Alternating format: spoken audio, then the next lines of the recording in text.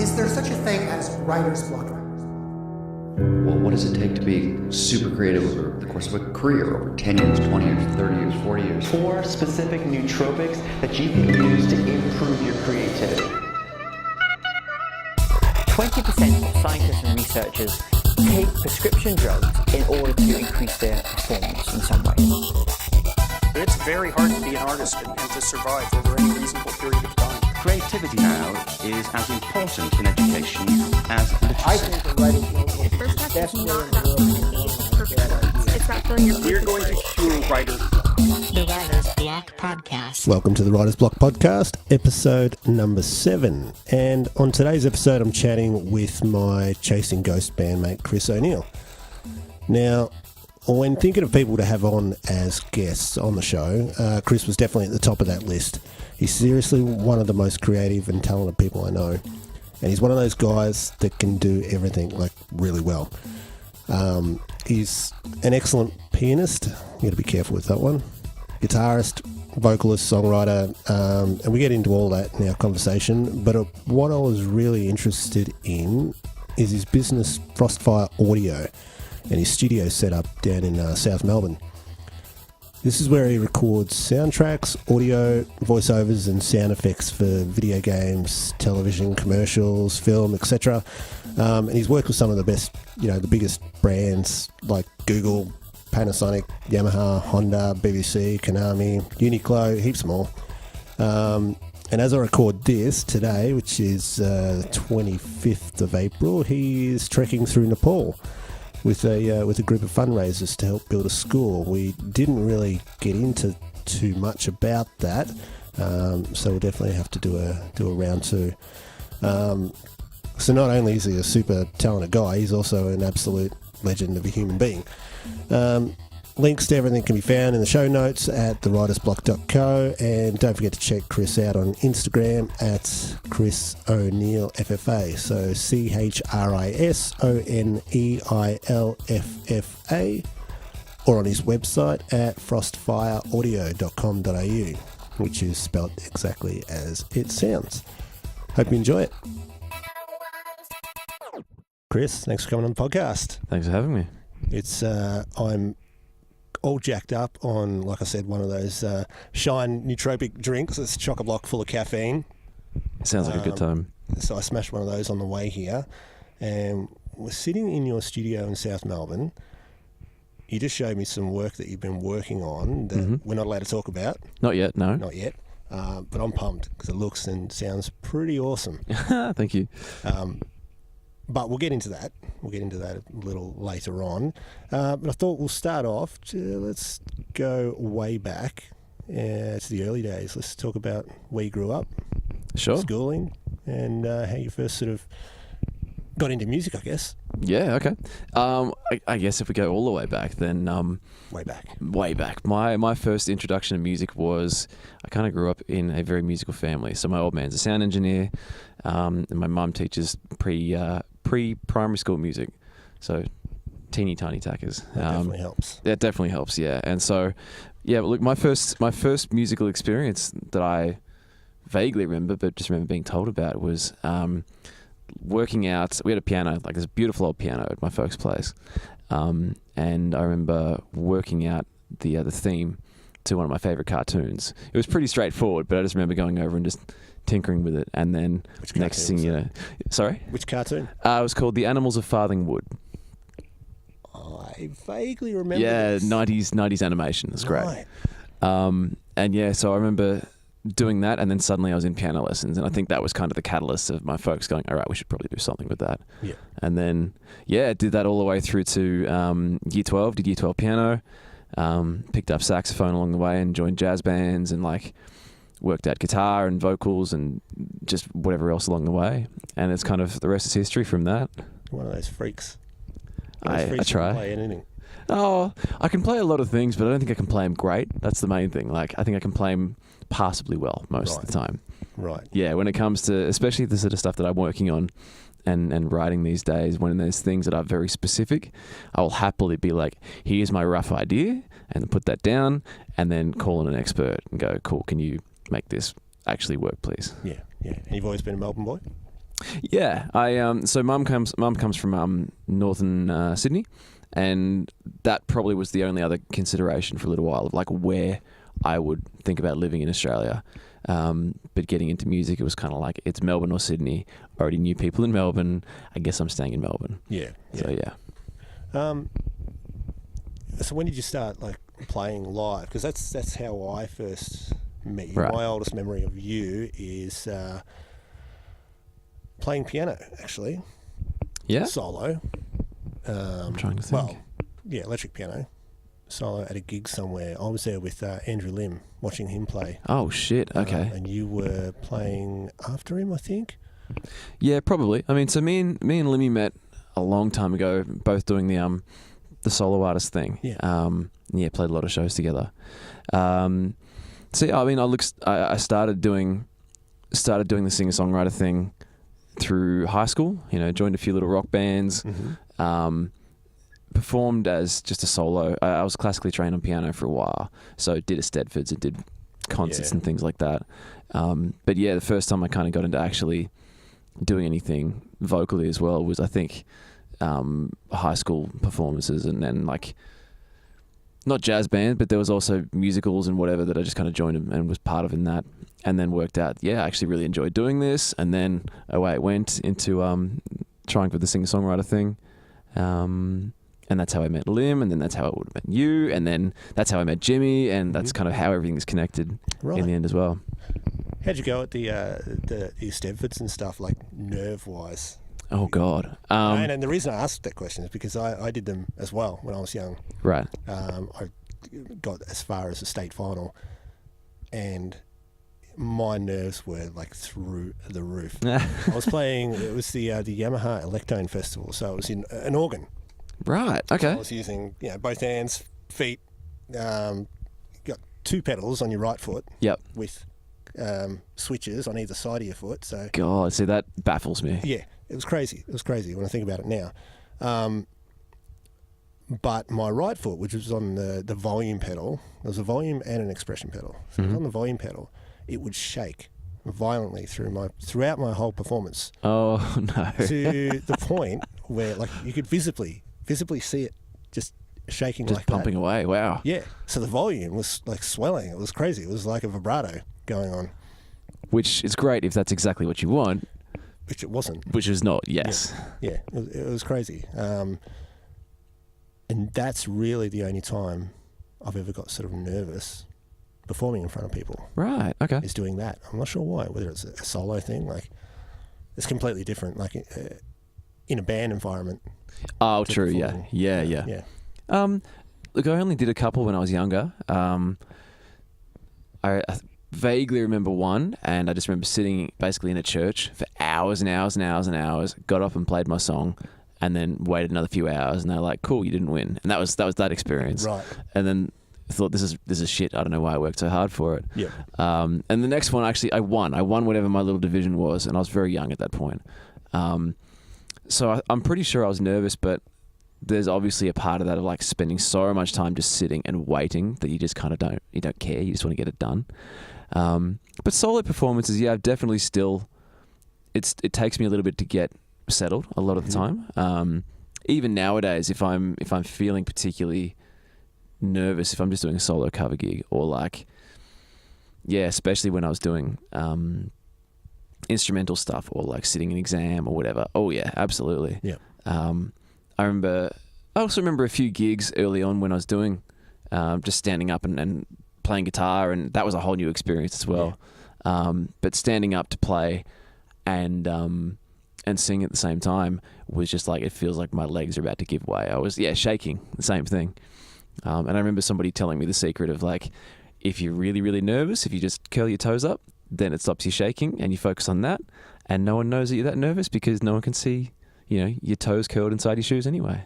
Really? And that worked great. That worked really, really well. No one ever told me that. Yeah. Would have been handy way back then. Yeah, absolutely.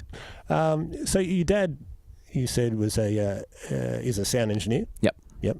And he has a home studio. Yes. Which would have made it probably quite an easy transition. Oh my God, for you. yes. Yeah. What does he... When I think of sound engineer, I think live sound engineers. What does your dad do exactly?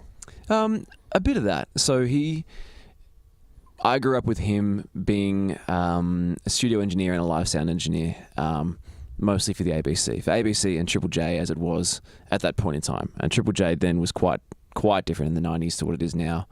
There's a lot more world music. The big portion of what he worked on was a segment called Music Deli.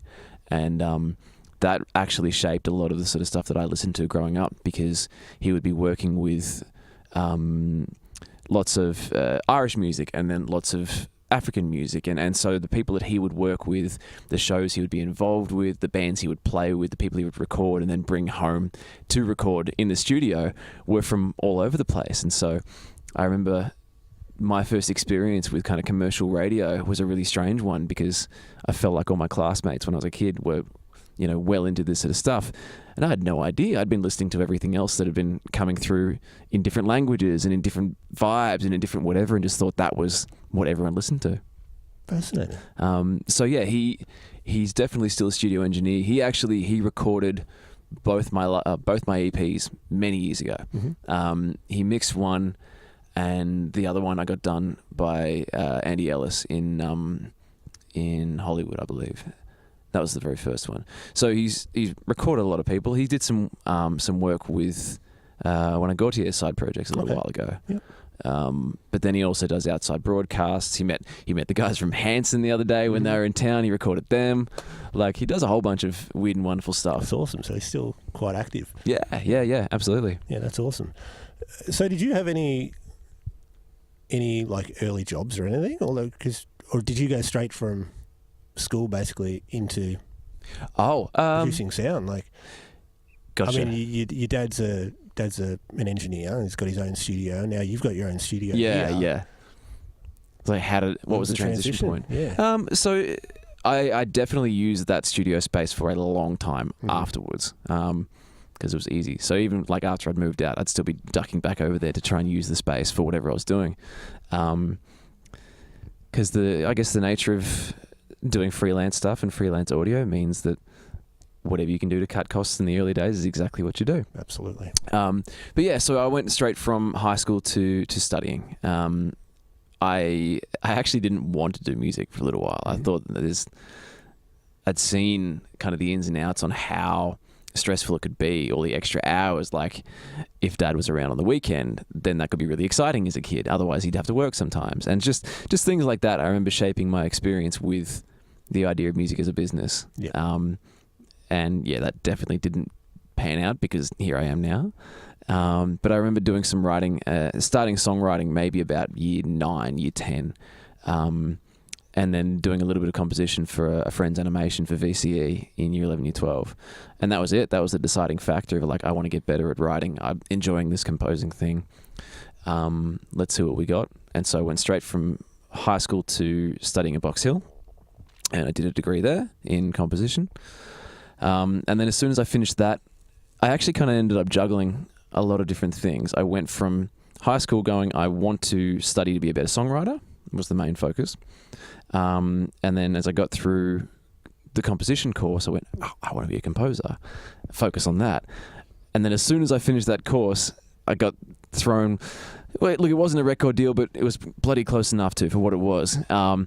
And suddenly I was doing the singer-songwriter thing. And I went from meeting this person maybe in like October in 2009 to releasing my first EP that I hadn't planned in any form maybe 5 months later.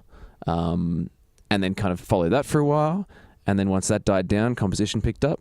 And it's kind of been a nice happy medium since then, because my day-to-day is still songwriting in essence. Yeah.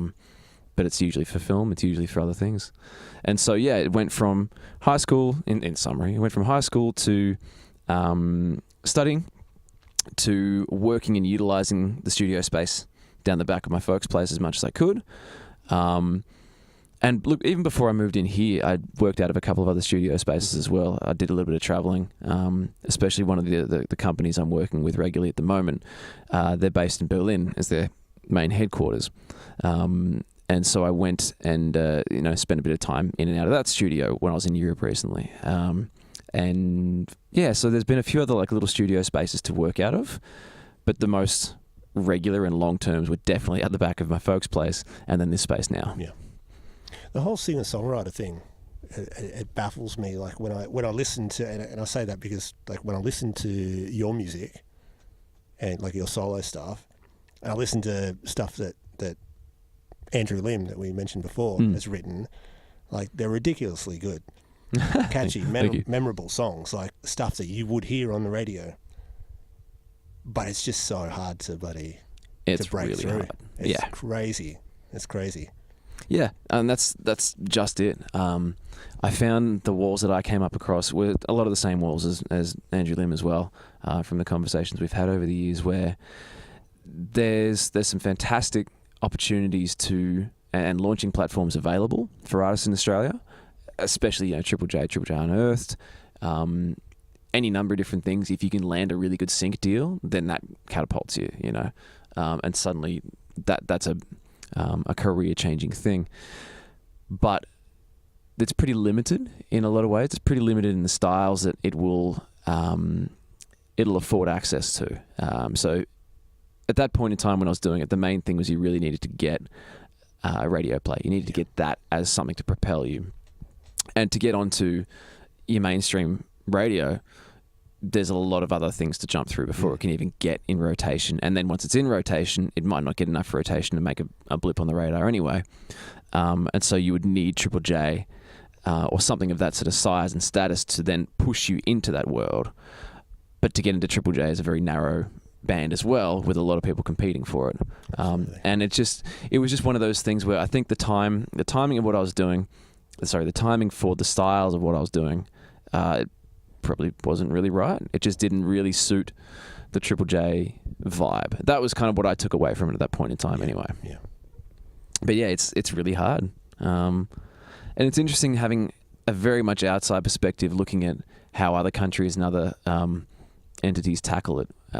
Places like the States, where there's a lot of genres of music, but there's also a bigger consumer base over there, like hugely huge.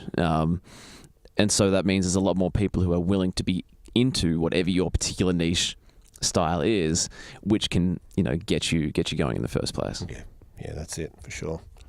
Okay, well, let's talk about your little business here. Sure. Frostfire Audio. What is it exactly? I mean, I know what it is. Yeah. Now, but just to explain to people what it is exactly that you do. Sure. Well, look, day to day changes a lot. The bulk of my work is composing or sound design. Ultimately, it is becoming kind of a complete audio solution setup.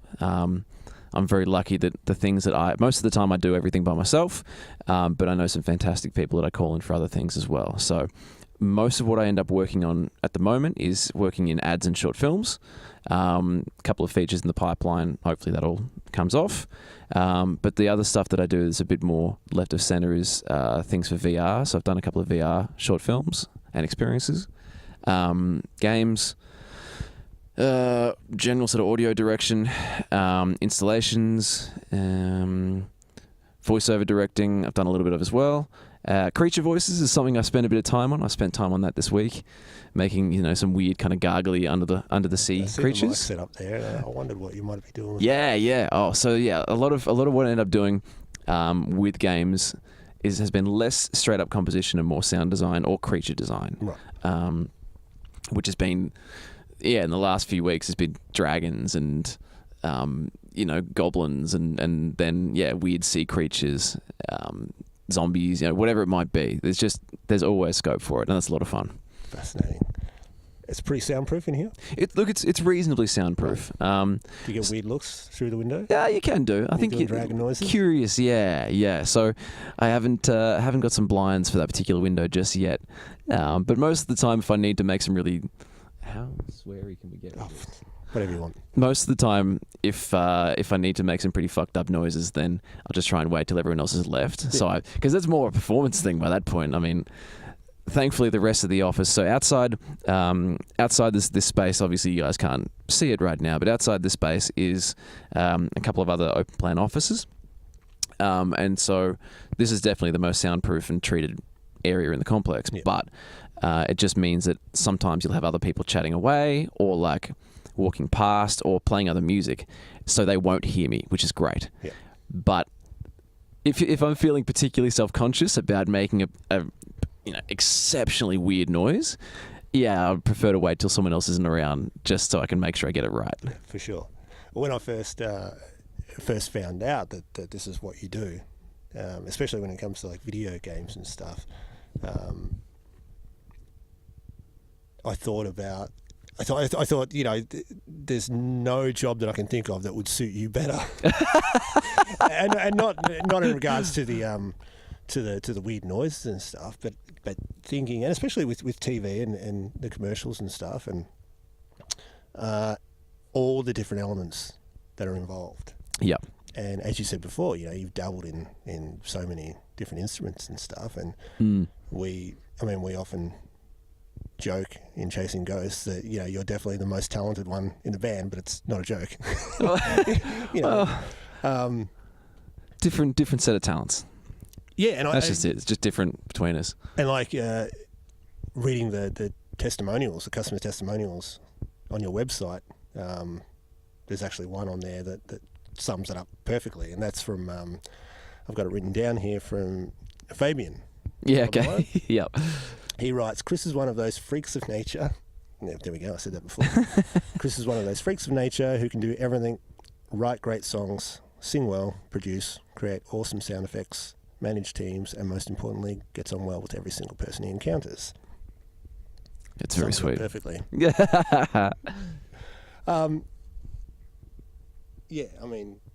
definitely the most talented one in Chasing Ghosts, and full of surprises at times as well.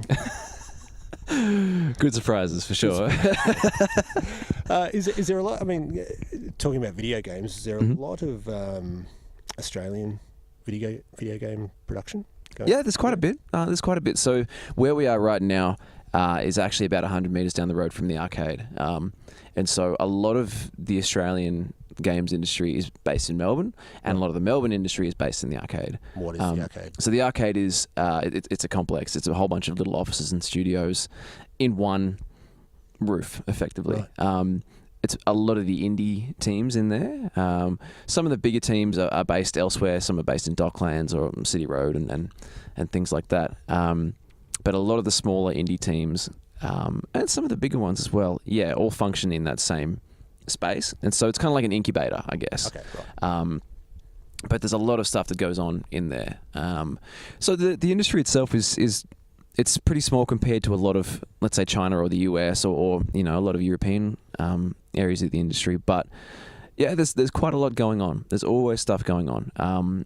In October and November, that sort of time, every year there's been Melbourne International Games Week for the last, I think it's about somewhere maybe between like 5 and 10 years. It's not super old, but they host PAX and they host GCAP and they host, so within that's a great excuse for a lot of game devs from all around Australia, but then also New Zealand and other areas as well.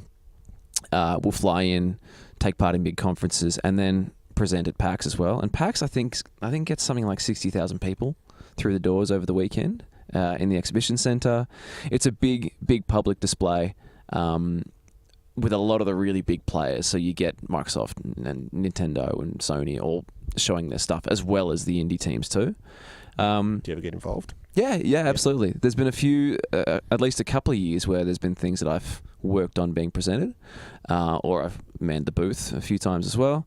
But every year it's been a highlight. It's something I really look forward to, because even though I'm just down the road from these guys, like, everyone works and then everyone wants to go home when they're done. So it's hard to really get an opportunity to kind of just spend time where you're not working with this crew and, I guess, celebrating the things that we're passionate about or that we've worked on. That's always been, that particular week has always been plenty of fuel almost for my entire year of doing this sort of stuff. Yeah, right. Yeah, it's great. And where does most of your work come from? Like domestic or international? And mostly international. Yeah, okay. Yeah, mostly international. Yep. So the if we talk about things like ad or short film work, there's been a few short films that have come locally.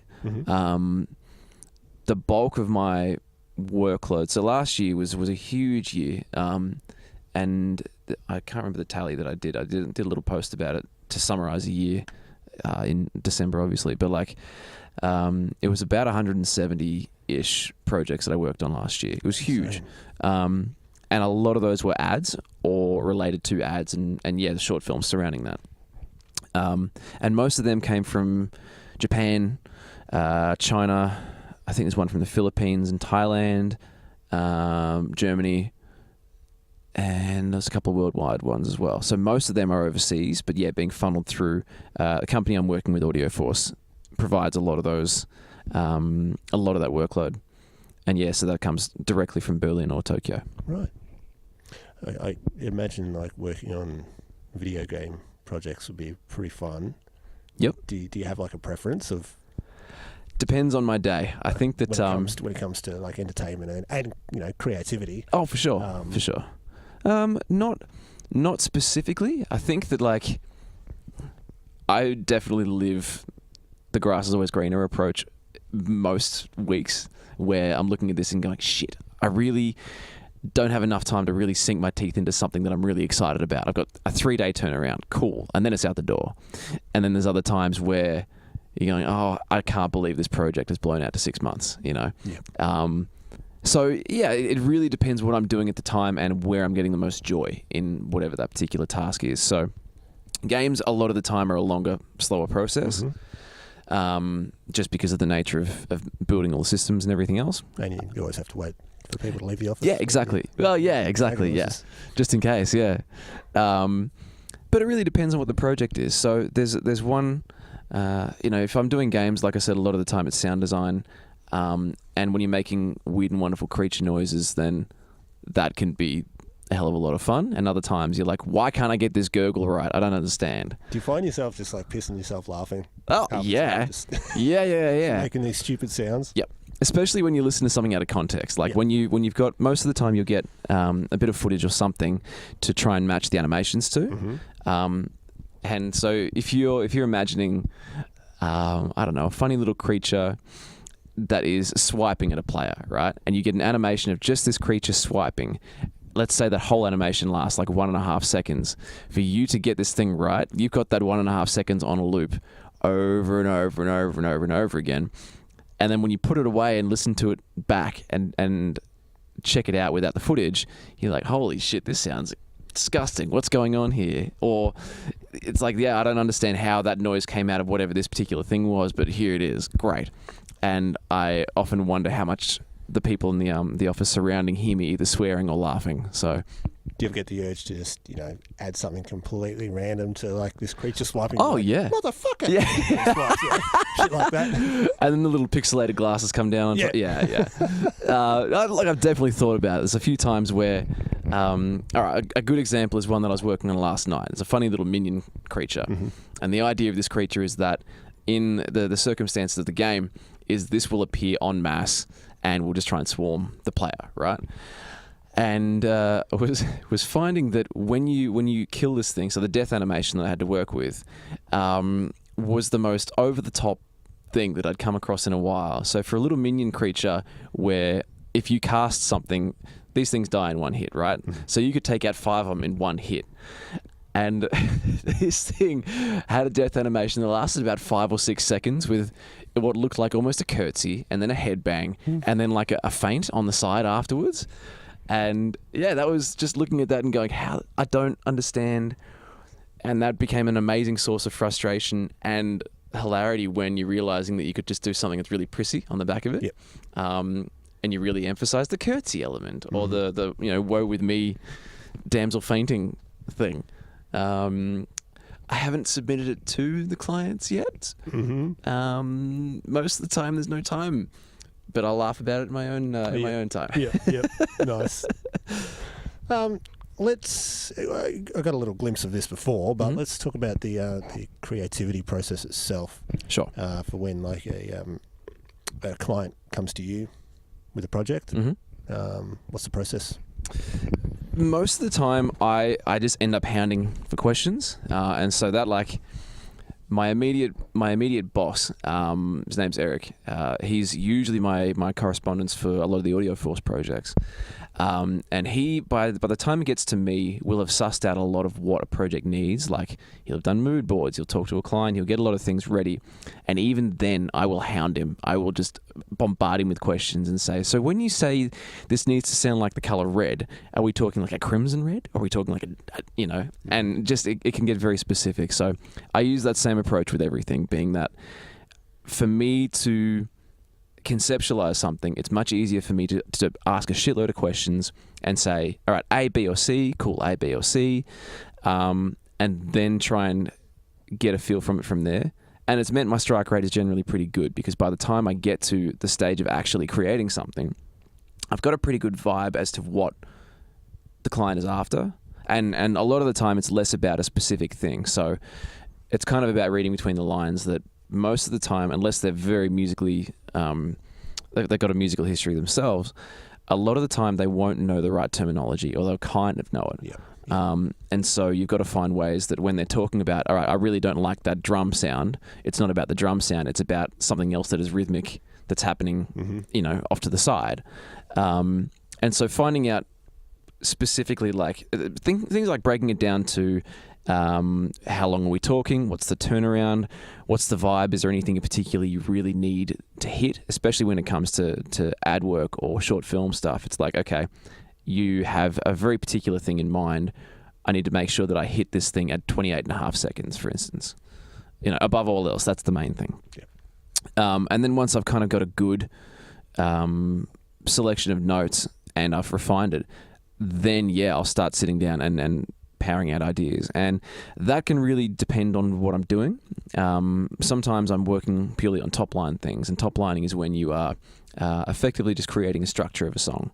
So if I have a piece that is, let's say it's a 2.5 minute bit of footage, and it needs a song that lasts all the way through to the end, but at a minute 35 it needs to really lift, and then it needs to go somewhere else and pull it back down, and you end up using Songcraft in that same approach, right? It's kind of about how you go through, devise elements that are recognizable and you can reiterate throughout the song and throughout the film, but then also how to use different sections as your contrast points, right? So going from a verse to a chorus, and then the equivalent of going from a chorus to a bridge, and then recombining other elements to an outro to tie it all up nicely. Like, it's about how to structure that. And so if I'm top lining, I'll be doing that, where I'm spending time doing nothing more than just putting out like a piano structure, maybe doing some lyrics and a vocal melody, and then depending on if it's a style that I'm really not, there's some styles I'm just not fluent at. Yeah. I spend more time dicking around with trying to get it right than actively making something good.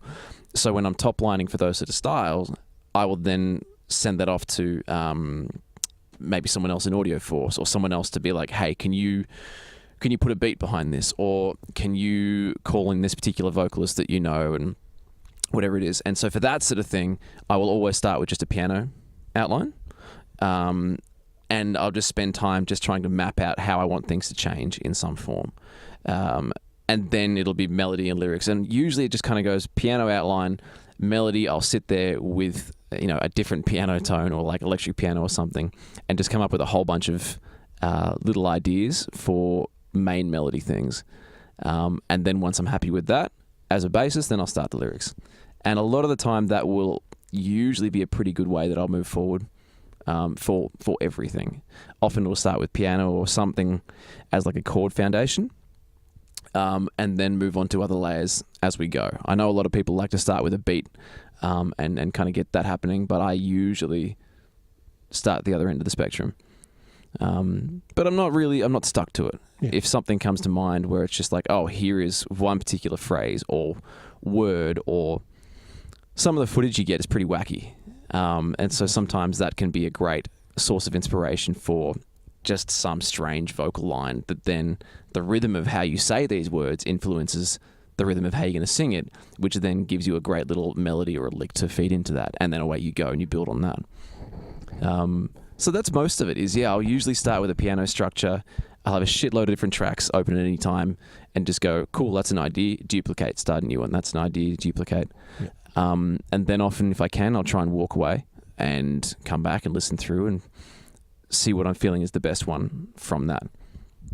And it's usually just been kind of coming down to trusting my instincts with what feels like it's right, what feels maybe not the most appropriate, but the most effective towards whatever goal is being put forward for this. And usually it comes down to how to develop an emotional connection to whatever the footage is, to whatever the narrative is, to whatever you're trying to work to. And you'll just feel that more often than not. Yeah, absolutely. Just that stuff you played me before. It was only 35 seconds long, 45 seconds long or something. Yeah. But it took you on a journey, because of the audio, and totally. It made you feel it.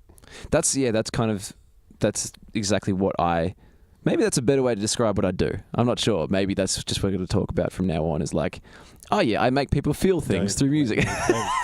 Don't let me explain anything. I'm so shit. No, but actually, it's bang on though. Like, that realistically is that's the end goal. Most of the time, that's the end goal. And whether you're doing that through music, and doing it in a way that can feel like it translates to keeping it simplistic enough that it translates to people who aren't musical, but colourful enough that the people who are musical go, ooh, yeah, that's a balance. Yep.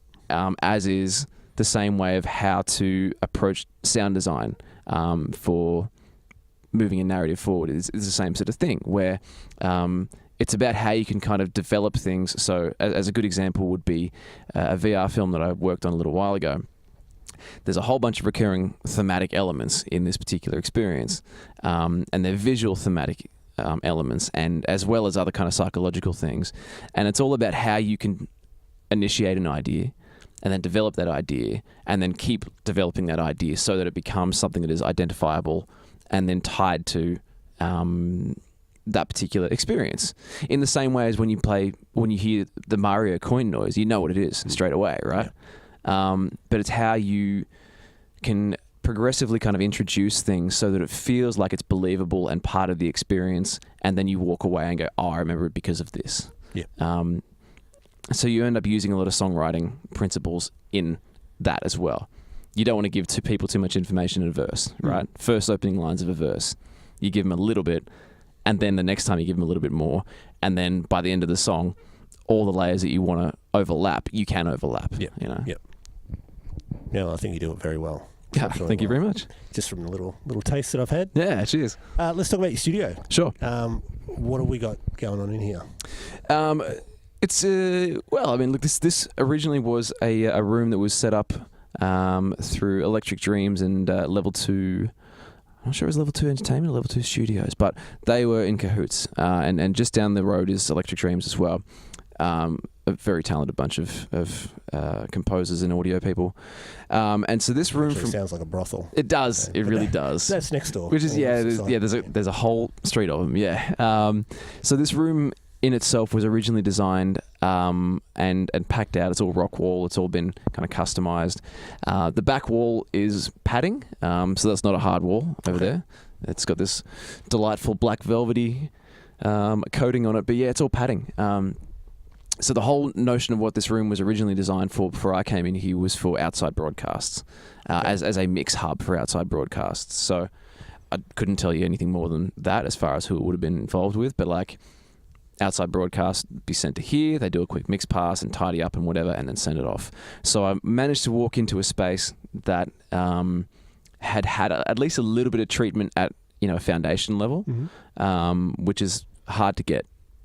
It's definitely hard to get. And in an environment where, so the other rooms, the other office spaces just down the hall, don't have any of that sort of real separation. It's just very, very thin walls, and I would drive them nuts, and they would drive me nuts. So there's enough separation. There's two rooms. There's a side room as well. I had an assistant working in there for a little while, and he's recently kind of chopped and changed what he wants to do. So he's not in there at the moment. I'm not sure what he's going to do with music from here, but we'll see.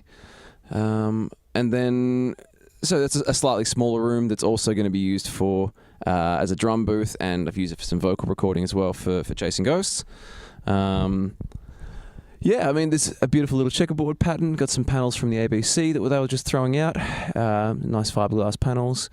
and reupholstered them, and just kind of kitted the rest out. And this is Tailor as well. Sorry? You're a tailor as well.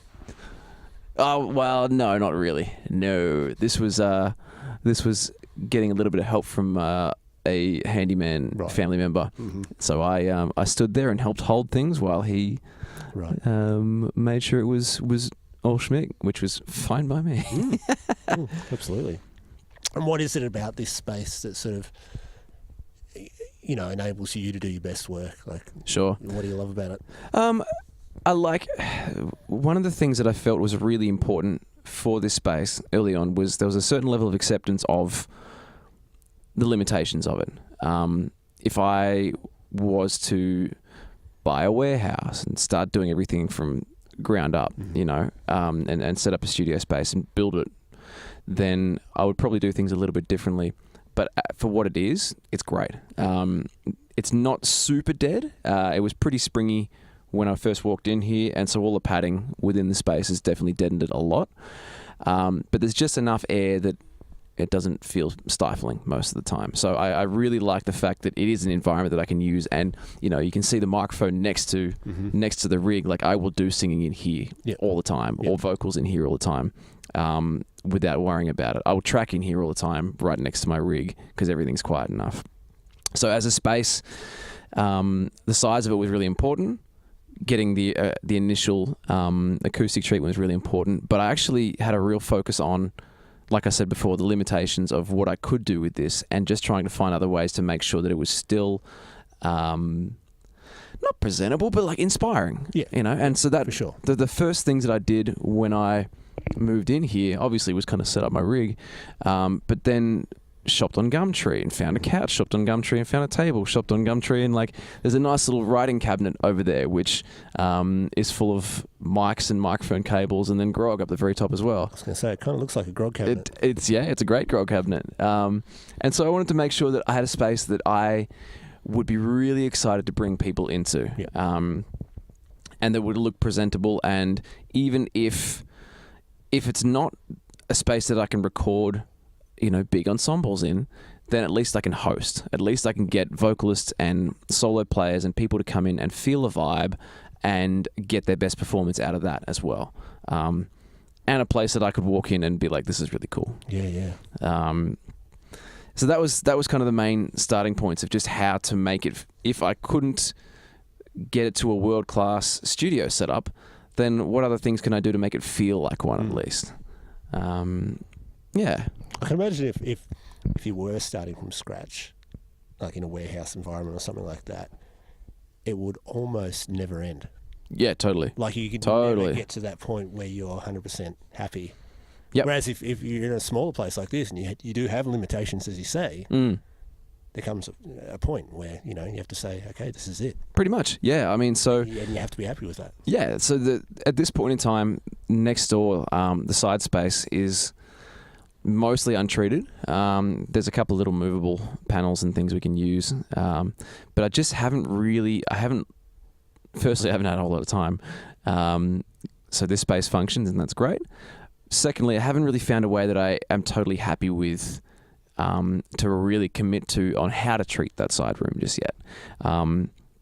It's effectively split into two sections. There's the front half where it's got a desk and some monitors and it's a workstation.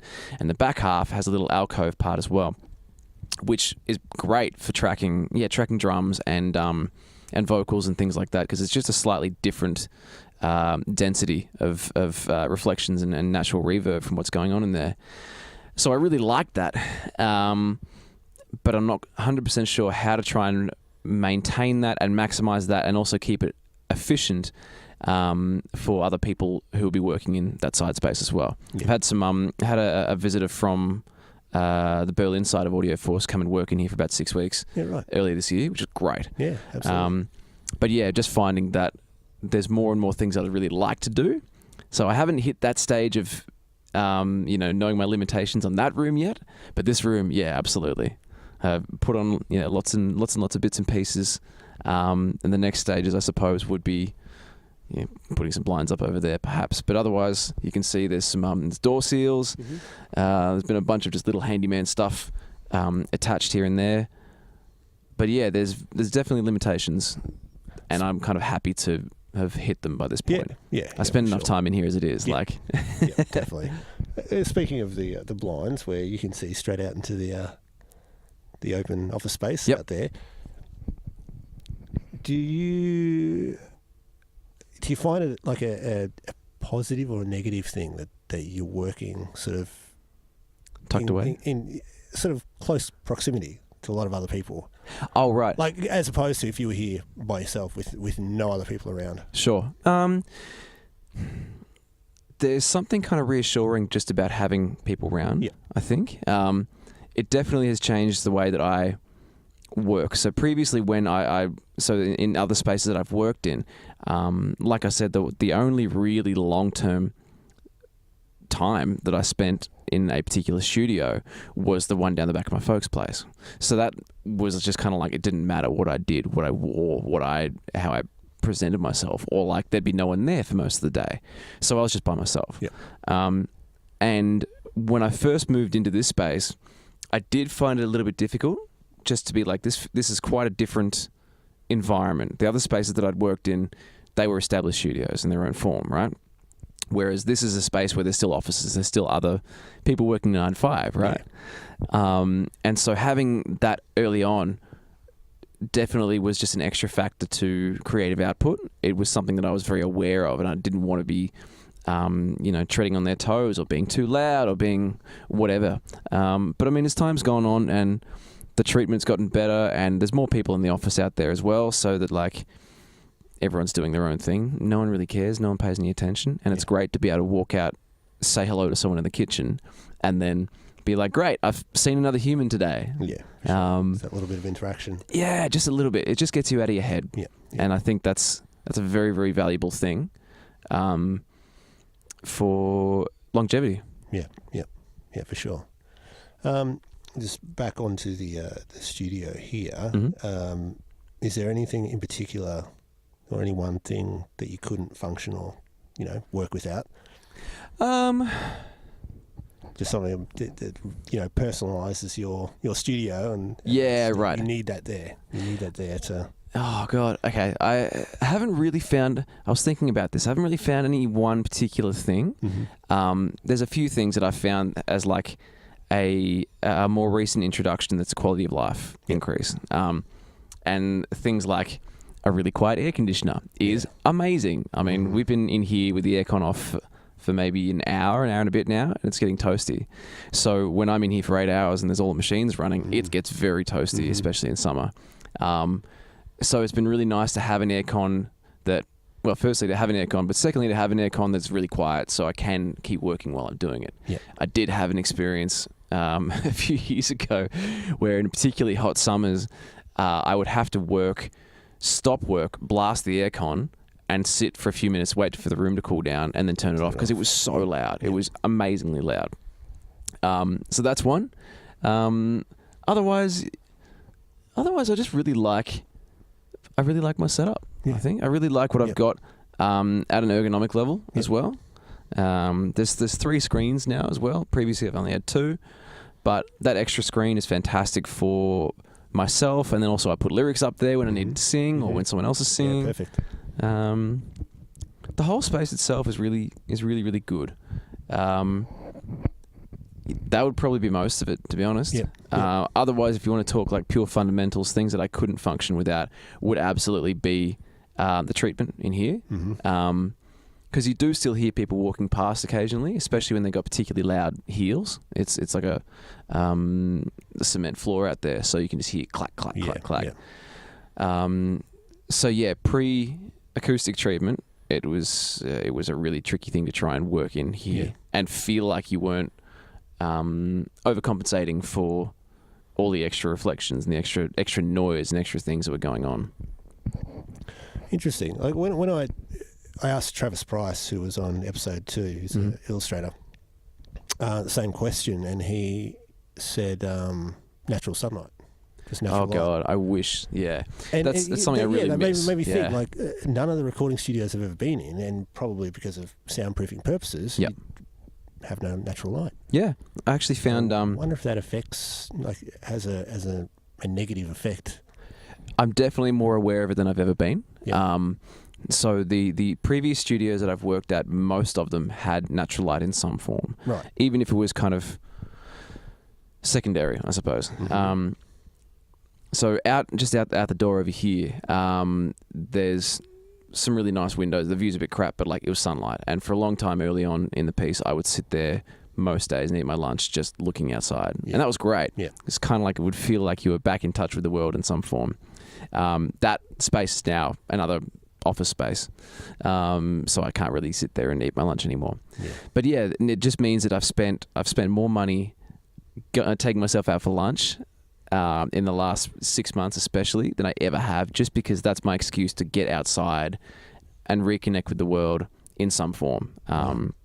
Because yeah, you really do miss it. You really start to miss it, especially when, I mean, this is like a casino Twilight vibe in here sometimes where you never know what time it is. Yeah. And then sometimes when you pull extra long hours, it means you kind of walk in here, don't leave until it's dark, and then that's it, rinse, repeat. And it's not a fun. It's not good for your mental health to continue doing so. For sure. So I totally hear that one. Natural sunlight. What do you sort of do to alleviate that? I mean, apart from obviously go outside. Yeah, take as breaks, best I can. Yeah, but you obviously work some pretty gnarly hours. Yeah. Well, it just means that when I can, I'll try and break my day up as best I can. And so at any given time, I'd say it's probably a safe bet that I'm probably juggling, I don't know, anywhere from like 5 to 7 projects a week, or songs or different things to be doing. That's a pretty safe bet. And so when that happens, what I try and do is break my day up into, if I get in, firstly I try and do my errands in the morning, make my own hours, plus if I'm working to Tokyo time, then I can start a little bit later. So I'll try and do my errands in the morning so that when I'm here, it doesn't matter if I have to try and get something done later on or a deadline changes or whatever. I've already done my errands, so that's fine. And working to Tokyo time, that's because your boss... Yes, yeah. Tokyo. Where, a lot of my ad work comes from that. And so what I'll try and do is come in, having done errands, maybe deal with emails and stuff straight away, start on the first project, get things happening, and then lunchtime will be like a marker for me. And so I'll try and get something down, whether it's like a structure or something I've submitted and uploaded, or just like here's a rough idea. Sometimes I'll just go, I'm so brain fried and I'm starving. Here is like 4 ideas that I'm just going to stream of consciousness out, and then I'm going to go somewhere else, whether it's out of the room or not. And come back and listen to it with fresh ears. And so doing that has meant that usually if I can use that time to go outside, and I'll either go to a nice little local tire place, or I'll just go to Coles and do whatever groceries I need there, or like get a coffee, or I'd just go for a walk if I really need to. But something to help separate myself from the studio space, but also to help separate myself from the project so I can try and stay subjective as best I can. And usually that means that by the time I come back, I'm a little bit fresher and I can kind of get a better perspective on what I'm pushing towards within that as well. So yeah, I think even though it's pretty dark in here sometimes, the fact that there is a very obvious lack of natural light has probably helped push me into healthier routines anyway. To help alleviate that. Yeah. And do you have any daily sort of things that you have to do? As in for me or for work? For you. Like I routines, try. just daily habits, routines, stuff that you just make sure you as do. best I can. I try and even if it is you're going out, making sure you go outside at a certain time. Something, yeah. Just to. Most of my days are pretty malleable, but they kind of follow at least a rough structure with that. And yeah, a lot of that is that I'll try and get out. Lunch for me is usually a little bit later because I'm starting later. Yeah. So I'll try and kind of get out and do something else. Anywhere from like 2 to maybe 3. Go somewhere else. When I get home or on my way home, where possible, I try and go to the gym, try and do a workout, try and do something. And that's, if I can get 4 days a week, even that, I'm feeling pretty good most of the time. I'm going to Nepal pretty soon, so my daily thing at the moment is a lot of strengthening exercises for my knee. Yeah. Which is great. It still gets me moving. It still gets me focused. What's up with your knee? I used to do a lot of running when I was younger, and then you get older and you stop doing that. And I found the muscles just don't fire as well as I used to anymore. Been sedentary for a long time, and so it just means that when I've done other hikes, when I've done other things like that, is I really feel it. And it gets very uncomfortable, especially with downhill stuff. So I want to make sure that is minimized for when I'm hiking in Nepal. Yeah. Interesting. Yeah, that's probably most of it. My other little routines would just be, coffee intake and water intake and things like that. I try and I'm usually pretty aware of how I'm mapping out my meals. And a lot of the time I'm trying to think and plan about what needs to be done during the day for the rest of the day, and therefore what time I should eat, or what time I should not have a coffee, or what time I should have a coffee, or like how to try and kind of keep me not spiking, but just try and keep me level. Yeah, perfect. And that'll often be to do with whatever I'm putting into my belly at the time. Yeah. It makes a huge difference. Yeah, for sure. It's a really big part. Yeah, that's awesome. Even things like, all right, I got some pasta from last night. Should I eat this for lunch? No, because it's going to make me so sleepy. So I'll do something else and I'll have it later. Yep. Things like that. Yep. 8 out of 10 times I'll have pasta for lunch, knowing it's going to put me to sleep. I go back to work and I'm like, ugh. Yeah, absolutely. So that's usually the first thing I eat for the day is lunch. Oh, right. I started probably a month and a half, 2 months ago, intermittent fasting. Yeah, right. It's worked a treat. Right. Just for so many reasons. Firstly, it saves me time. Yep. Because I don't have to worry about breakfast. So I get up at 4, and then by 4:30, I thought if I skip breakfast, then I can just go straight into, just get up, have a shower, get stuff ready for work, and then get into a solid hour of guitar practice. Yeah. And then before I go to the gym, and then eventually get to work. Mm-hmm. And I found that if I don't eat, so if I stop eating at 10 o'clock the previous night, which is usually when I go to bed, so I'll have something, usually some yogurt with muesli or something on top. Yep.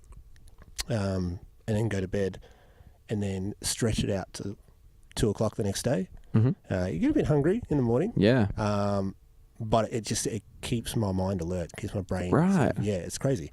And from what I've read, it's very good for you as well. It reduces inflammation, reduces oxidization. It's great for your brain. Reduces heart disease as well. Puts you in a mild state of ketosis as well. So if you're a little bit chubby, it's gonna help you take for that. The energy from your stored fat. True. All right, maybe that's something I'll consider. And at the same time, I was thinking about it today. It sort of makes me more appreciative of where it comes from as well. So there's a little bit of gratitude in there as well. That's great. A lot of people don't have food. Very true. So very true. I see people at work like scoffing their faces. At 10 o'clock in the morning, and I'm like, I can hold out. Yeah, get a little bit hungry, and then it goes. The only thing I do have is water. Yeah, okay. Black coffee. Sure. Black coffee, no sugar. As long as what you're having basically has no calories, and you're good.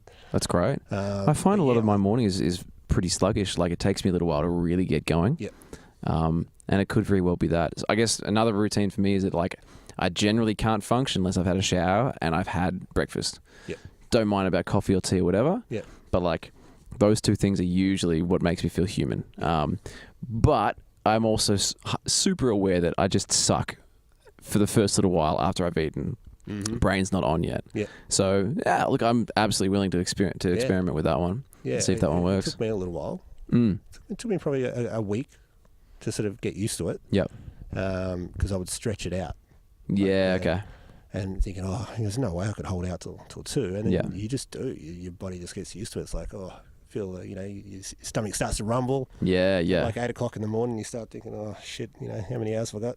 Yeah. Just have some water, grab a coffee, Away we go. and then it just disappears and you're good to go. Right. But yeah, I find that it just really sort of keeps my mind clear and alert. I love it. Cool. Okay. And then it gets to the weekend and I just fuck right off. Yeah, of course. Yeah. Get up and just bake it. 5 breakfast, meals, whatever. yeah. And but Monday to Friday, do the fasting. Yep. Weekends, just have us weekends and Great. Yeah, but it works for me. It might not work for everyone. Obviously, like Yeah. everything, every body is different. So Well, indeed. But I mean, I'm more than happy to. Most of my planning and the way I try and look into, I guess, getting through the day to day is really about just maximizing my efficiency. Yeah. There's always a lot to cram in. Yeah. So like, if I can pull back a couple of hours of brain fuzz at the start of the day, great. So yeah, worth investigating. The first thing for me was saving that time Mm. in the morning. Because when I started this guitar program that I was talking to you about earlier, it was like, shit, like an hour a day of guitar practice. Yeah. Where am I going to fit this in? I can't. Like it's unless I get up earlier than I already do. And I was already getting up at 4:30 a.m. God, okay. And I was like, okay, well, if I get up earlier and skip breakfast, Mm. then I can, squeeze in an hour of practice in the morning. Because I'm a pretty slow eater. I like to. Yeah, right. I used to like just getting up, having a shower, and then having breakfast, and just fucking around on Instagram and Yeah, okay. checking emails and all that sort of stuff in the morning. But now it's just like everything is down to the minute. Like it's such a routine. It's crazy. But anyway, enough about me. What do you do to switch off? Like, what do I do? if you're not at the gym. Well, or look, not, like when it gets to the end of the day, so most of the time I'll try and get through social media. Like I try and stay off Facebook and other stuff during the day. I'm pretty hard to reach unless I'm getting hounded for work conversations, and then I'll jump on there. But most of the time, I just try and stay off all of it, unless maybe it's lunchtime. But because otherwise, it's just too easy to be distracted. Absolutely. There's a certain amount of discipline required when you're working for yourself by yourself. Don't remember what we were saying. We're talking about Switching off. switching off. Yeah. So yeah, on that note, it just means that when I get home, I'm usually playing catch up in some form, Facebook inbox and all that sort of stuff. And then if it's not too late by the time I'm done with that and whatever chores, then I'll jump over and I'll play games, or I'll watch Netflix, or I'll just sit on YouTube, or I'll just read. Like I'll just spend time on the internet. Yeah. Games is definitely a big part of it and has been for a long time. And I've had some really good conversations with people recently about that, and I guess realizing why that became such a big component of my life for such a long time. Because for a lot of people, it's very much about escapism, and it's about like a level of addiction and dopamine hits and all that sort of stuff. And sure, but I get the most out of games when I'm playing it with other people and when I'm playing it with my friends. It's been a method of socializing since I was a teenager. Yeah. It's been like one of the few things that I'm still good friends with a lot of the guys I went to high school with. But this is the component that keeps us in touch a lot of the time. Is we'll find a game of some variety, jump on, people will play together for a while, and if everyone's work schedules and stuff meet it, then you get home and you play games and you just jump on Skype and you just talk shit. Yeah. You just talk shit with the boys for a little while, and that is amazingly helpful, especially when it comes to spending so much time by yourself in here. So I find that there was a long time, actually thinking back on this, is a long time where playing World of Warcraft when I was like 16, 17, so brand new game by that point, we sunk so many hours into that. But this is in the days of MSN and MySpace and whatever. And the crazy thing would be that when we wanted to try and coordinate any social outings, that would almost be the first port of call. Be like, anyone feel like a Macca's run? All right, let's see who's on WoW. So you jump on, message them, and coordinate from that before you would see if they're on MSN or on a text message. That was the main thing. Yeah. Nowadays you might do that for Facebook Messenger, but that was what it was. Yeah. And so it kind of set up a really good social interaction. level. And there's been a whole bunch of really amazing people that I've met through doing so. So like when I can, I'll get home and jump on Skype with someone else and we'll just shoot the shit regardless of what we're playing. And it's great. So what do you usually play? At the moment, League of Legends or Apex Legends. Played a lot of PUBG. It's a lot of stuff that is just kind of small dose, competitive team game stuff. I really love a good single player experience too, but the issue that I often find is when I get into something, when I have time allocated that I can spend on this thing, I'm often doing something else. It's like maybe I'm going to clean the house or I'm going to do something else surrounding that. And then I'll get into the game, have a great time with it, but it might be 2-3 weeks until that sort of time is available again. And when that time rolls around, it's like, well, fuck, I don't remember what happened. I don't want to spend 2 hours chasing my tail trying to work out what's happening in the narrative. I'll wait till another time. And so there's games that I've played through a part of that I probably will never finish, just sitting in my library for that exact reason. It's like, maybe one day when I get some time. So yeah, most of the time it's stuff that is like the longest games or the longest rounds of those games might last you like 45 minutes. The rest of the time it could be done in 3 minutes, you know, depending on what you're playing, which is great. You jump on, have some set match finish times, play a few of them, go, it's pretty late, should probably go to bed, and then jump off, and then next time you can do it, you do the same thing again. Yeah, it's awesome. A guy I work with, he's loves his PS4 and playing games. A little bit of water, thanks. And he'll talk about it, you know, come Monday and be like, oh, what'd you get up to on the weekend? He's like, jumped on the PlayStation about 9 a.m. Saturday morning and just played online with my brother till about, 10 o'clock that night. Yeah, it's a thing. I miss those days. Right. I say I miss those days, but even if I had the time now, I don't think I could do that. I'd be like, oh yeah, like even I rarely play video games anymore. Like I want to. I see all these new ones coming out and I'm like, fuck, I want to play that stuff. Yeah. And I know if I get on there, I'll get stuck into it. Yep. But there's always this voice saying, you've got other shit to do. Yeah. So much other productive shit you need to do. Most of the time. And I'm not talking about housework and stuff like that. I'm just talking about just life. Just life stuff. Yeah. Putting podcasts together. Yeah, exactly. Sourcing out new people. Yeah. Playing guitar, practicing guitar, learning new songs, writing new songs. The list goes on. Totally. And look, I often find that when I do have time, if I have a full day on the weekend, I very rarely am sitting there playing games all day. It's maybe a couple of times a year. It's very rare.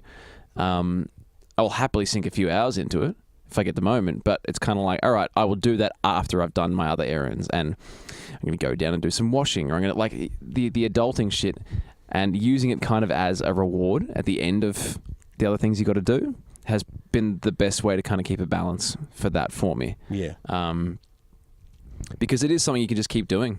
It's an amazingly cost-effective source of entertainment. For the amount of hours you put into it, hell yeah. But it's very easy to get sucked into that being the thing that you're looking forward to, and that being the priority, and that being the thing that you'll half-ass other things to get out of the way so that you can go and spend time on games or whatever. Yeah.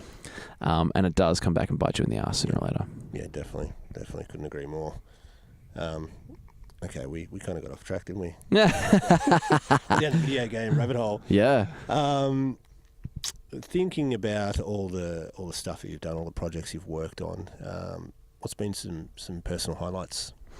There's a few. Okay, so the main ones, I think the probably the biggest. There's two.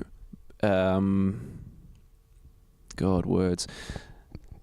I would expect that there's probably the.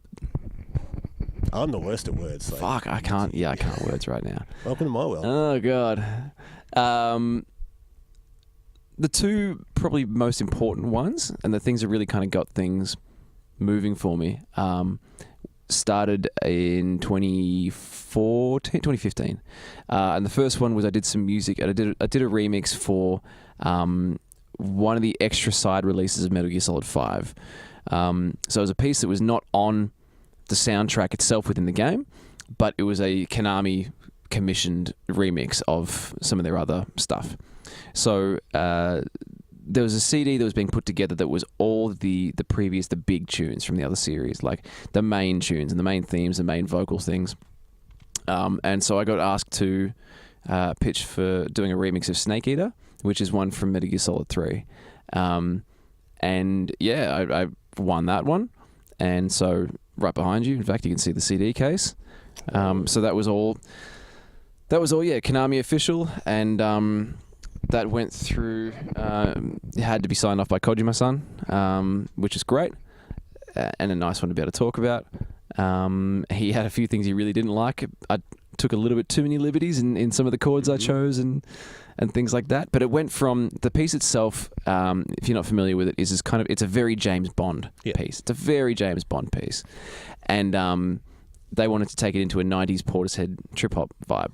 Interesting. So I did the arrangement and the remix of that, and then called in a few other people to help mix it and put it all together, and it came out great.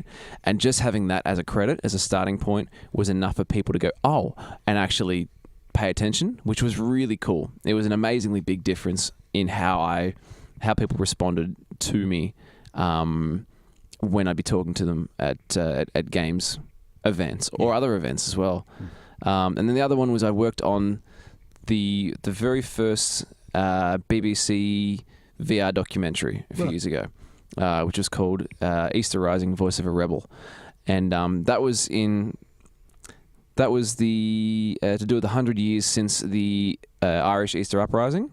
You familiar with that? No. So the essence of it is that in 1916, part of Ireland, or a lot of Ireland, was torn between the idea of having to join the Brits because they were under royal rule. They were torn by the idea of being pulled into a war that wasn't theirs, and so people were pushing back against British rule as a result of that. And then the other half was saying, no, we have to help. And so some of the people who were pushing back against British rule, they effectively took over the GPO. So they took over the main big post office building in the middle of Dublin, just stormed it and held it hostage effectively, which stopped a lot of communications at that point, as basically a show of, we want no part of this. And the Brits just turned around and bombed them inside the GPO. Right. Yeah. And then, blockaded the alleyways so they couldn't escape and shot them down and things like that. So it was a really nasty, nasty thing. And then executed rebel leaders. Like, it was a really big deal for that. And that in cahoots with a lot of other stuff, has been definitely at least partly responsible for a lot of the English-Irish disdain over the years as well. And so anyway, it was 100 years since that when I worked on this particular project, and it was an interesting thing to be working on. That it was an English project, right? English project marking 100 years since this particular awful scenario. But that was a really cool one. The whole experience was told. It came from tapes of somebody's grandpa who lived through that experience, and he just taped his voice and the whole story. And so my role within that was to be doing sound design, put the whole thing together. I got to work with Liam Cunningham, who's Sir Davos from Game of Thrones. He was the voice for it, so I got to use that and do all the work on that. And that was a really big one because same thing, like being able to say that you worked on Metal Gear Solid 5, even as a side thing, like it's still an official release. And then having a BBC credit was huge. So they kind of got me into good stead. And then working with the crew that I did for the Konami project, that was a direct tie into what I'm now doing with Audio Force. It's a lot of the same, or some of the same people on board, which since then has been like big stuff. Google and Canon and Yamaha and most car brand. Like these two projects, especially the Konami one, have fed directly into everything that I've done since then. Yeah, perfect. Now, we're quite a way through the podcast, but have we actually explained what Audio Force is? No, we haven't. So Audio Force, my time with Audio Force is I work as a contractor with them, as a composer with them. So they're effectively a roster, is probably the easiest way to think about it. It's a team of audio professionals, a lot of which are based in Berlin. There's at least one in Tokyo. There's one in Geelong at the moment. There's a few locals here, but they're kind of all over the place. And it's a really cool thing because you've got a lot of people who are specialists in different styles or vibes or production techniques. And it means you can really do the kind of team tie-in of having stuff where when I know I'm not comfortable with a style, like I said before, I can do a top line and still get involved with a project and bring my part to this project, even if stylistically it's not something that I'm great with. So yeah, working with Audio Force is effectively like working with an agency roster. Right. Gotcha. And so they'll get contacted by clients and creative teams for heaps of different things, and then the higher ups will allocate the work based on who it suits best stylistically, and away it goes. Which is it's a very, very cool, very, very cool setup. Any dickheads in this industry? Oh yeah. Yeah. Oh yeah. It depends where along the industry. I found that most audio folk, after a certain point, are generally pretty good. I mean, look, there's definitely the head honcho, big Hollywood stories of people working where they've got 4 or 5 different assistants, and one assistant is basically only there to get coffee, and like the rest of them just don't sleep, and like there's definitely elements of that at a certain level as well. But I mean, at the sort of level that I'm working at, most people are generally pretty good.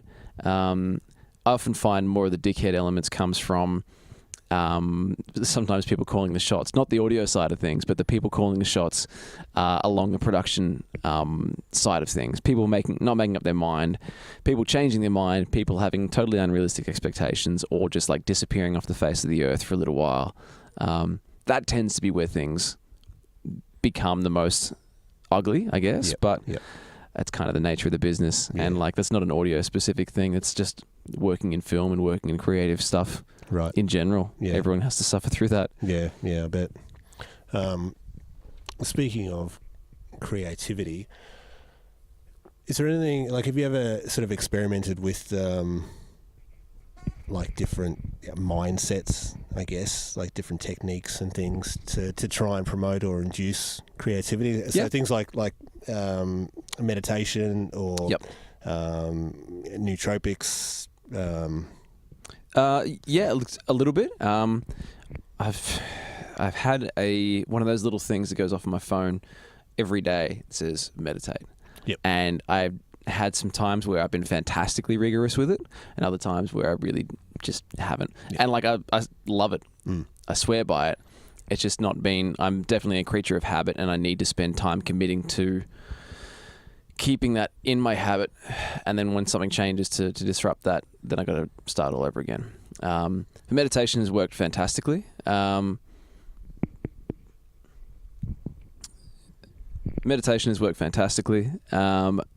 than that, I try and kind of keep very in touch with where I'm at with a lot of things. When I'm working by myself, when there's a particular deadline, or things just aren't working, or I'm having a particularly low or tired day, there are certain elements of, like, I've kind of got a whole bunch of things in place that I will just like tick box. Have I tried this? Is this going to work?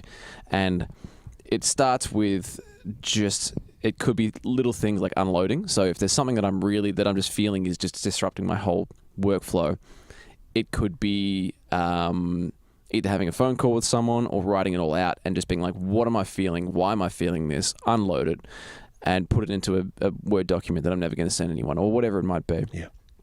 Or I talk to myself a lot. That helps too. So that's the first port of call a lot of the time. And then once I'm still feeling like I'm, relatively kind of balanced, but just frustrated because things aren't working, often I'll try and switch to whatever other options I have. And so the other options could be like, all right, this project is not fucking working for me today, or this style or this particular whatever it is not making sense. And that will either be a point of, all right, jump to a different project, go for a walk, go make a coffee, or go and be like, I just need sugar and I want to look after myself, so I'm going to go and get something just to pump chocolate, right? Yeah. Get some endorphins going. Or go to the gym, or call it a night. That can be some of it. So jump across to different projects is usually the most safe option. If I can't do that, then, or it's the end of the night, for instance, often what I'll try and do is try and reframe my thinking so that there's a certain level of acceptance. And so if I'm going, right, this is where I've gotten to today, I can't do any more, that's okay. And then if I'm thinking about it from a perspective of, okay, have I fucked myself for time now? It's like, well, how can I maximize my remaining time here to complement future me? And so that could be, all right, if I'm giving up the ghost on this, for this particular thing tonight, I can't get this piano tone right, I can't get the snare set, whatever it might be, then I'll try and spend time setting up a template for whatever the next step is for the next day. So if I've had days where I've spent a whole day and just been like, I have not got anything I'm happy with. And so what I've done to try and help combat that and make sure that I'm gaining time back from that will be, okay, instead of me spending time committing to trying to solve this creative problem, I'm going to commit time to researching all the other tools that I have access to. So in that sense would be me going through and being like, all right, what sounds are present in this particular reference track? Does it have horns? Yes, great. Let me load up all my horn libraries, let me find the right ones, let me set them up so they're ready to go. And so setting up a template or the next step and focusing on just going through and solving those problems, being like, what's missing? What do I need? What tone colors do I need? What elements am I going to need to search for tomorrow? And doing that then can often be problem solving in itself, because it's meant that when I, for instance, if we go to that horn idea, if I need to have a brass section for something, then there's a few different options for what I've got for sample libraries. So it's like, all right, do I need something that's bright? Do I need something that's mellow? How responsive is this? And to test it, you're playing, right? You're going through and you're noodling on the piano. And so in doing so, you will inevitably come up with some cool little ideas. And so just by going, all right, is this the right French horn sound? Yeah, I think so. Oh, all right, cool. And you record that and on you go. And you just kind of keep focusing on that step-by-step, filling the rest of the tone palette that you need. And in doing so, you will still inevitably come up with some ideas. And some of those things, when you come back the next day, are going to be usable too, or are going to be starting points. And if not, then all your brain power that is required and time that's required to setting up and getting things specific and going so that you got all your tools ready is already committed. It's just a matter of walking in fresh and going, all right, go. And that has often solved a lot of problems for me as well. Yeah. Just because, like, by that point, you're not losing time. You know, you're not. You're still using that same time that you're going to have to spend tomorrow finding shit anyway. But it's a different set of problems that you're solving. And I feel like it's kind of one of those things of if you're very fixated on one particular detail in your creative problem solving for a whole day on something and it's not working, then sometimes fixating on a different problem or a different area can be enough to give you a broader sense of the scope and what the actual, what solutions are available. And it also just kind of, it tunes your brain into something else. And sometimes I've just found, like, once you get that sense of momentum in any form, you can jump back to it. There's been plenty of times where I've been like, nah, I'm done for the day. I can't do this. Going to set up for tomorrow. Going to make this good. Cool. Here's some ideas. Here's a weird little beat. Here's a snare. Oh, okay, cool. And because I've spent the last hour on something else and I'm kicking ass at it, then my brain is super honed for the other thing I need to do. And away you go. So that generally is a good solution for me. And otherwise, if I'm really stuck, then I'll call someone else. I'll talk to someone else. If I'm short of time, then if it's a style or a mood or whatever that I know someone else is great with, I know quite a few other audio people by this point, so I can reach out to them and be like, dude, can I steal you for half an hour? I'm really stuck on this particular, this particular synth sound or something. Something about this isn't right. Do you have any ideas? I've spent the last hour trawling Google for answers, whatever it might be. And sometimes they can be like, yeah, I think it's pretty good. What about if you change it to this particular, to a sine wave? What if you change it to something else? And then, filter out this and then put it through this, and you're just like, oh my God, done. Great, thank you. So not being afraid to ask for help is a big one as well.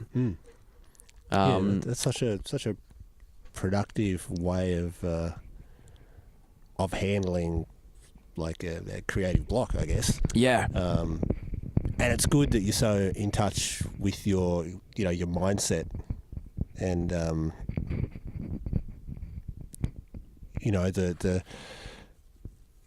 I mean, mental health is a big issue, especially in the creative industry. So for you to recognise, when you're hitting that limit, and to steer your mindset somewhere else, more productive, is great, and I think a lot more people should probably do that. It's easier said than done. Absolutely. Because I will often be ranting and raving and gritting teeth by that point, and it's a shit position to be in. But yeah, I mean, ultimately it kind of comes down to a big picture thing of do I need to get this thing done right now? Yes. Okay. What do I have to do to get this thing done right now? Is chill the fuck out a little bit, and even that is a much harder thing to do than anyone would really like. But it's often about, okay, what's my checklist of options for how to do this? And if the first option is, or the first requirement is chill the fuck out, how can I do that? Who do I need to talk to do that, or to put my mind at ease, right? And there's been times where when I'm super stressed, if I just call Eric, if it's an Audio Force thing, or if I call the director or whoever my immediate correspondent is for a project and say, hey, I really just need to get specific with this. I need some answers for this. And sometimes just that conversation, whether they give you answers or whether it's just their voice and reassurance that, no, everything's okay. You'll be fine. Sometimes that alone can be a fantastic thing anyway. Yeah. Because it's very easy to kind of spiral downwards into, if I don't hit this deadline, then my personal relationship with this person is going to suffer, and then it's going to this, and then it's going to and spiral. And so sometimes just having a conversation with them, saying, hey, I'm having a bit of a tough time. What are your thoughts on this? And if you've got a level of personal rapport to do that with them in the first place, then most of the time they're going to be supportive, and they're going to do everything in their power to make sure that you are getting back on track and feeling comfortable as well, because it's in their best interest too. Absolutely. So, yeah, it just kind of comes down to trying to not fixate, but being open to whatever your other alternatives are for how to not specifically break down the brick wall, but how to skirt around it. Yep. Yeah, perfect. All right. Well, we've been going for about an hour and a half. Yeah, shit. Already, so I think we'll probably wrap it up with 5 questions to ask everyone. One of which you've pretty much answered anyway, but we'll go through them. Sure. What would you do differently, if anything, if you knew your rent and bills were paid for, taken care of? I would say no to a lot more projects, I think, and that's something that I am slowly starting to do. And if not saying no, then palming them off, because I know audio people are notoriously hungry for work. Yep. And I've got some very, very talented friends and acquaintances and people that I would love to be able to go, here you are, let's get you happening as well. Because having people to call on has been an infinitely valuable thing for me so far. So I want to be able to try and get more of that happening at a community level for something that is otherwise a very isolating profession. So being able to say no to things means that I have more time in between projects. And yeah, like I said, to be able to palm off and help other people, and the way that goes. But having more time between projects for me is not about time management. It's more about, I'm more than happy to push myself. Yeah. I'm happy to do crunch time as required. I'm happy to do stupid hours to get things over the line. But what often burns me out is more, there's no time to recover in between. And that's where I get very stuck, and that's where I get very low, or you develop unhealthy habits and suddenly your body clock's all fucked, and then away it goes. So having all of those things paid for and considered and just being cool, don't have to think about it, means that I can say no to more things that I'm not creatively inspired by. The idea of having more options for things that are really exciting to me, or more time for things that are really exciting to me. Yeah. Hell yeah, that'd be great. But there is a certain amount of bread and butter work that just needs to happen at this point. So, unless or until things explode, in the best sense of the word, then you just got to keep doing the bread and butter to pay the bills. That we do. Yeah. That we do. If you're suffering from writer's block, what do you do? Oh, we've just had a big chat about it. Yeah. So unless you've got anything else to add to that, any other tips? But nothing specific. I mean, the other thing would be like, there is definitely times where if there's a reference track or if there's a style or a mood or, if it's a particular instrument that needs to be written for, sometimes just giving yourself a window to do some research, being like, go on a YouTube or a Spotify trail, right? Yeah. And just see, all right, here's my reference track. What else has this person done? Yep. So when they say, oh, we really like this particular band's style, and here's the track that we like, sometimes something within that won't resonate with me, won't speak. It doesn't solve the problem that they're saying they need solved, right? Especially when it comes to like emotional engagement. Sometimes what they're saying and what they're presenting are two different things. So going through and looking at the rest of their catalog, and that translates great for writers and artists and things like that. If you've got a particular person that you're trying, or a particular style you're trying to emulate, is giving yourself permission to really spend a little bit more time exploring what else is on offer from that. Because sometimes it can just be the main criteria that's been thrust on you that is limiting in an unproductive way.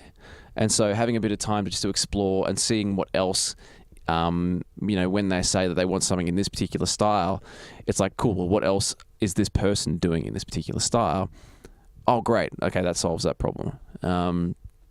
Or it can be a vibe or an instrumentation thing or whatever. So that's a really good one. It's just giving yourself another little window, even within a deadline. It could be while you're at lunch or something, to just explore a little bit more outside the initial focal point. That's a great idea. What's one thing you wish they taught you in school? How to do your taxes. Oof. God, that's awful. Taxes and Don't even get me started on this. oh yeah, Jesus. Taxes is one for sure. Especially as a freelancer. Yep. Freelancer, and in this industry, there's a lot of stuff. So, it's something that I've slowly over the years gotten better at.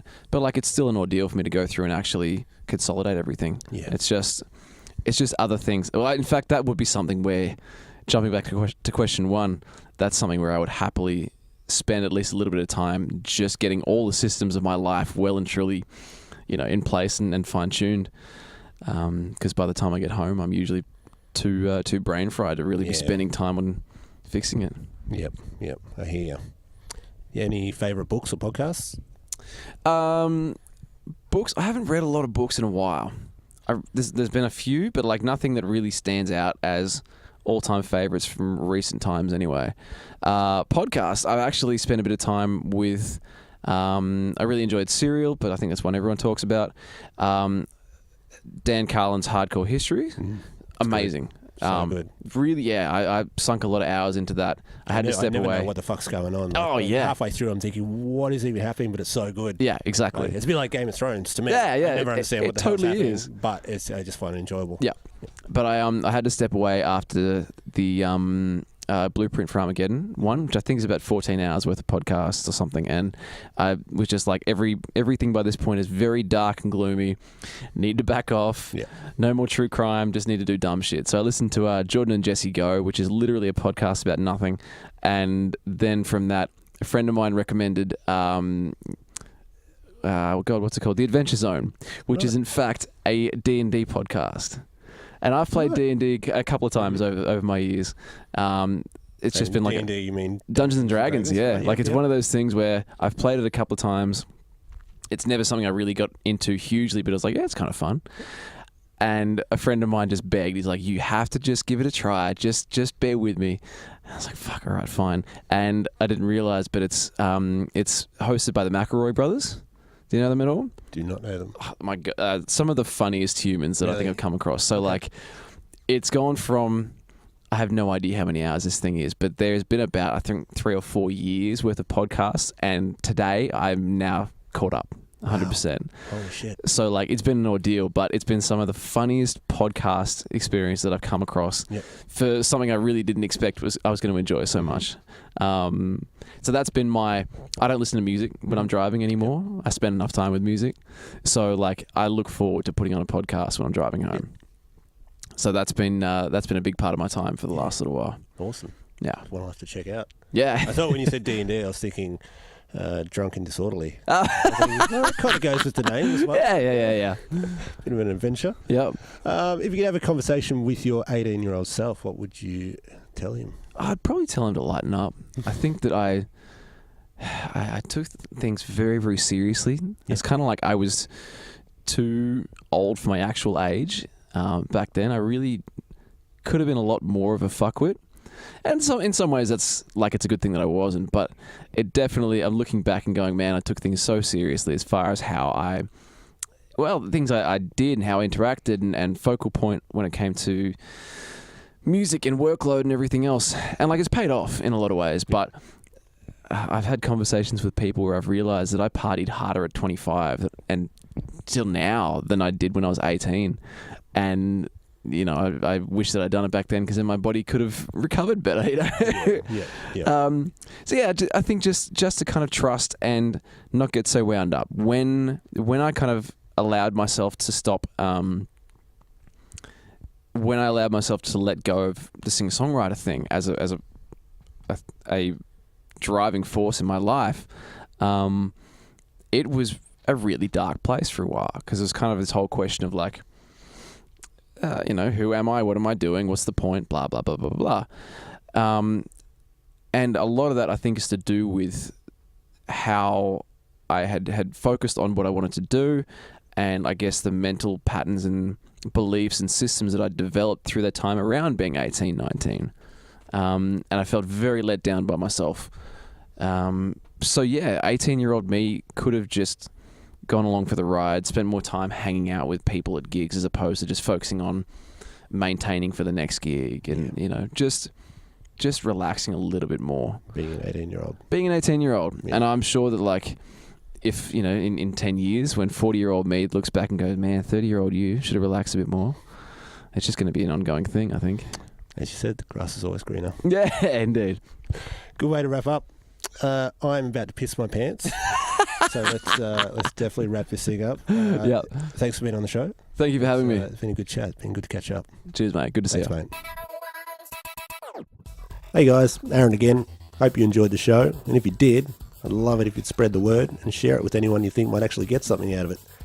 Also, don't forget to check out the blog at thewritersblock.co and follow us on the socials at thewritersblockau on Instagram, The Writers Block Co on Facebook, Writers Block AU on Twitter, and we even have a YouTube channel, which I'll throw this episode up on.